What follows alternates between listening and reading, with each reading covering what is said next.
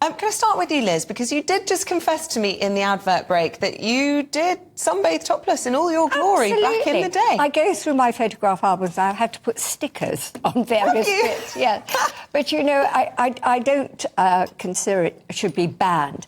There's a place for everything. Those people that want to go nude, there are nudist beaches. I'm not against it on private yachts, in private spaces. It's where families are concerned. And we are living at an age at the moment of sort of consent. And a lot of people who are sexually sort of traumatised. And you have to bear that in mind. You know, it's all very well, but if you give permission in a public place for women to go topless, well, you might as well let the guys get their willies out and go nude. Dear. Let's ask Elle. Do you think you've sexually traumatised people? Many. Yeah, definitely. Stop. But not in that way. The issue is, right, not everyone has a private yacht, OK? Some people just want to go to the beach, some people want to go to the park, and why not? They're just boobs at the end of the day. And the only reason that they're dangerous is because society said men can't look at them without getting excited. And we're talking about women who go through stages in their lives. So you be a young girl and then you turn into a teenager, you're a young woman. They are the most impressionable and self-conscious people on the planet. 3 of us sat here have been a young woman. And what was it like if someone came to you and said, you can't do that because your body is wrong, your body is dangerous? And I'm not talking about walking down Oxford Street with my tits hanging out.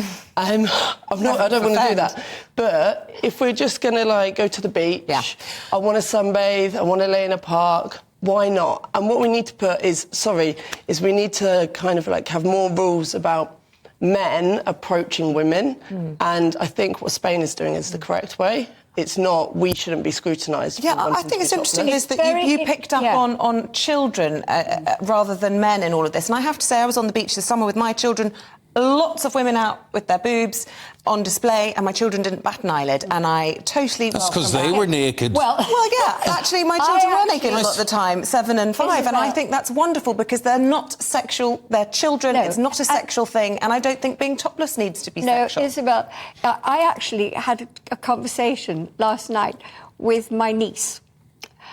She calls me Auntie Biz. Lovely. And I said, Lucinda, because I've stayed with her and my sister and brother-in-law in an island in British Columbia where they go topless, they go bottomless, everything. The kids have their own rock. They wear their tops and their bottoms. In the end, I was embarrassed because, yes, I was being looked at and glared at, and I'm not going to go topless and feel uncomfortable. I joined the kids on their rock. You know, I think in the age we're living today, and it's so different to when I was in my 20s and 30s, where, yes, I went topless, everybody went topless. We didn't even think twice. But what's changed? We didn't think about it. But what's changed is in the world today, we have this awareness of sexual trauma.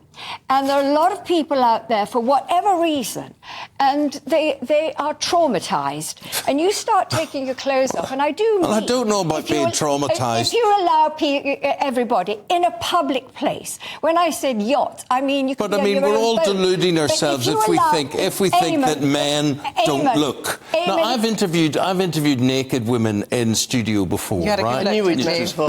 No, and I tell you... And always my eyes are fixed there. That's how embarrassing I am. So I should be much more chilled and relaxed, should I? If they're naturists and they've come into the studio and they're happy to talk about...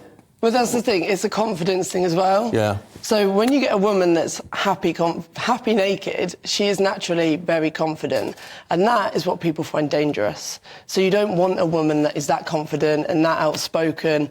you know, she might have a mind of her own. So therefore, it's kind of like an oppression thing. That's why, you know, we live in a world where in Iran, women are literally being killed for taking a headscarf off. Yeah. And we're debating if women should be able to be topless in a park or on a beach. And I think they should, because it's liberating. Like, I've done gigs naked to naked people. Well, look, this is you. And that is honestly the off. most confidence I've ever had in my life. I see. Because, Got a picture you know, of me. you start to love yourself, you realise that it's not about, you know, kind of your flaws and this, that and the other. It's just people and it's just skin and it's every body is beautiful. There is something glorious, isn't there, Liz, about bearing it all? If you feel comfortable with it, fair enough. But what I'm saying is I think there should be areas where people can do what they like. And there still are. There are the nudist beaches, the various rocks.